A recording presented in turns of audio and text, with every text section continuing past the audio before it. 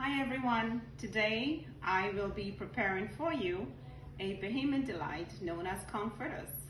I am Chef Louie, and what we have here today is our mise en place. A mise en place simply means all things in its place. With the mise en place, we have our all prepared onions, we have our measuring cups, and of course our teaspoons and tablespoons. So we have 1.5 cups of chopped onions prepared already for our conch fritters. We have 1/3 cup of diced green sweet peppers. Also 1/3 cup of diced celery. And we have prepared here today, this is fresh native thyme, 1 tablespoon of fresh native thyme. And for the thyme, you remove all the twigs because you don't want to put the twigs in the conch fritter. So you make sure and pick up all the little leaves and separate them from the twigs. We also have for you 1.5 tablespoons of tomato paste.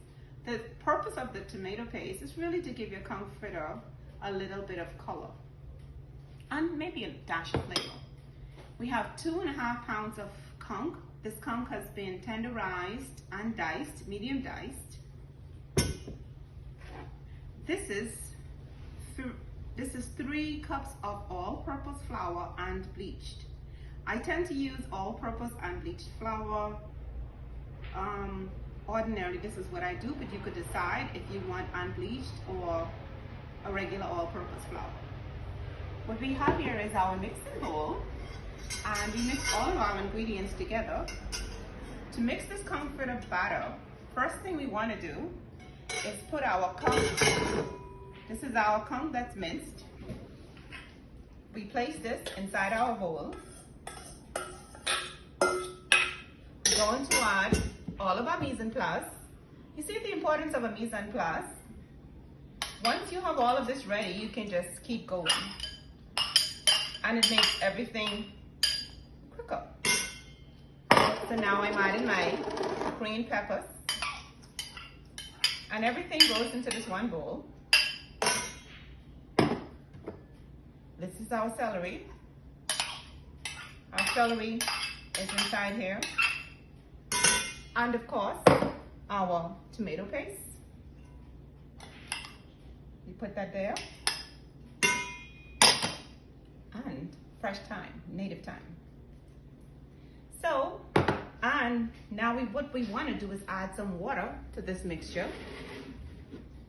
So we're going to add water, and let me move this oil on the side because we're going to put that on the stove in a little while. So here now we're going to mix this up, stir it a little bit. And this is actually a 1/4 cup of water that I've poured. I may not need all of it, but you can make your determination in terms of the batter, and I'll show you how this batter should be.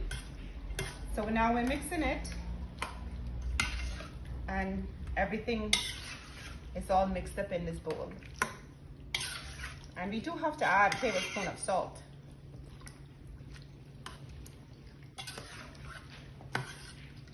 The salt has already been placed inside the flour. So we want to go ahead and pour some flour in this batter. This is a big batch. What I like to do is make some for now and then save some for later. So I don't need to keep making a big batch all the time. So now we have this mixture here, and you can see how it's coming too. This is our batter in progress. We don't put the baking powder inside of this yet because the baking powder is going to be the last thing we do. If you look at this here, this is called a slurry. This slurry needs to be a little bit thicker. So therefore I need to add a little bit more flour. Let me just hold it.